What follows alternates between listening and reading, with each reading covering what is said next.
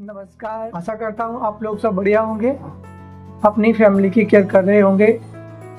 मैं हमेशा अपनी वीडियो में रिपीट करता आता हूँ कि आपको अपनी फैमिली की केयर करें, क्योंकि जिसने आज आपको यहाँ बैठने का स्टैंड दिया या आपको एक लाइफ दी, आई थिंक मेरे हिसाब से आज हम जहाँ भी जैसे भी है जो कुछ भी है उसके पीछे हमारी फैमिली का बहुत बड़ा योगदान होता है।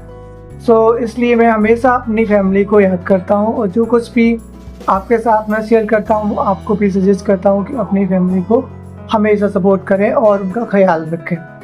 बाकी बढ़ते हैं वीडियो में आगे के लिए। आज हमारा टॉपिक मेन यही रहेगा कि आप दिल्ली में या दिल्ली से बाहर जिस भी एरिया में ज़मीन ले रहे हैं तो बेसिकली लोगों के साथ में फ्रॉड हो जाता है, तो उससे कैसे बचा जाए या हमें किस एरिया में कैसे ज़मीन ली जाए और फ्रॉड से बचने के लिए क्या क्या बेसिक जानकारी हमें होनी चाहिए।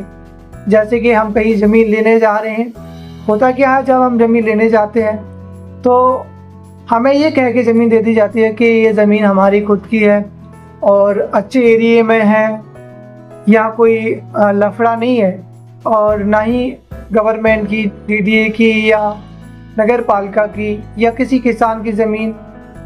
ये ऐसी चीज़ें हमें नोटिस और जानने की ज़रूरत होती है। हमें बता दिया जाता है कि ये ज़मीन खुद की है, लेकिन हम एक भरोसे पर वो ज़मीन उठा लेते हैं। लेकिन ऐसा नहीं करें।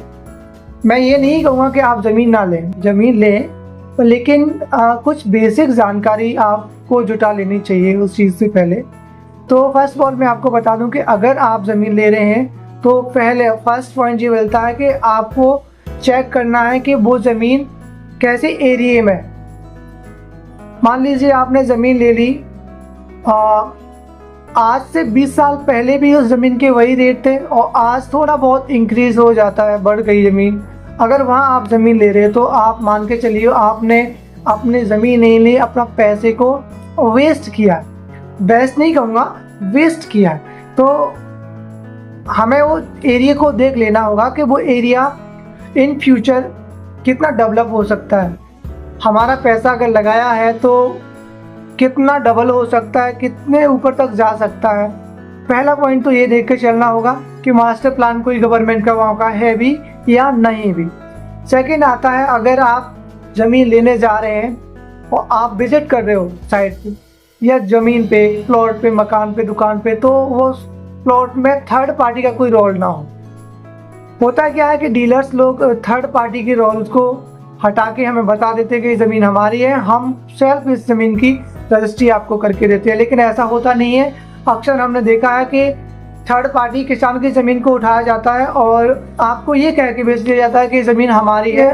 बारी आती है आपकी रजिस्ट्री की तो वहाँ आके आप लोग फंस जाते हो।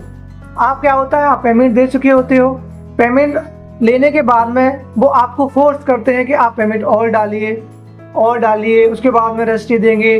अगले 30% उनके बाद 7% हो जाएगा, तब हम रजिस्ट्री देंगे। तो ऐसा ना करते हुए आपको पहले उस ज़मीन की रजिस्ट्री या खसरा खतौनी या अगर दिल्ली में है तो पावर टर्नी चेक कर लेनी है। और साथ में ये भी चेक कर लेना है कि वो ज़मीन गवर्नमेंट की या डीडीए की या किसी अदर पर्सन किसान की ज़मीन तो नहीं है। अगर ऐसी सिचुएशन है तो उस सिचुएशन में आप उस ज़मीन को बिल्कुल ना लें। समझदारी के हिसाब से कहूँ तो आपको पहले इंक्वायरी कर लेना बहुत ज़रूरी होगा।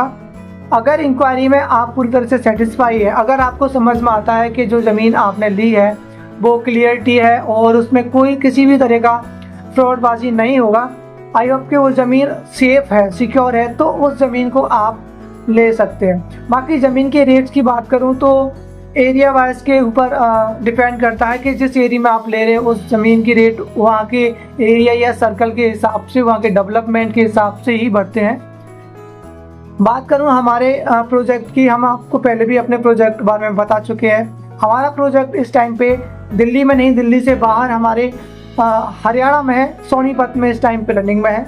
आपके नरेला रामपुर बॉर्डर पे हमारा एक प्रोजेक्ट ऑलरेडी रनिंग में है और काफ़ी सेलिंग उसकी हो चुकी है, माने तो कंप्लीटेड होने को है। उसका ही हम सेकंड फेज आपको प्रोवाइड करा रहे हैं। एक और नई साइट जो हमारी प्री लॉन्चिंग में बहुत जल्द लॉन्चिंग होने वाली है, जो आपके कुंडली में है, वो भी आपके सोनीपत में ही आता है, बिल्कुल दिल्ली के बॉर्डर पे है।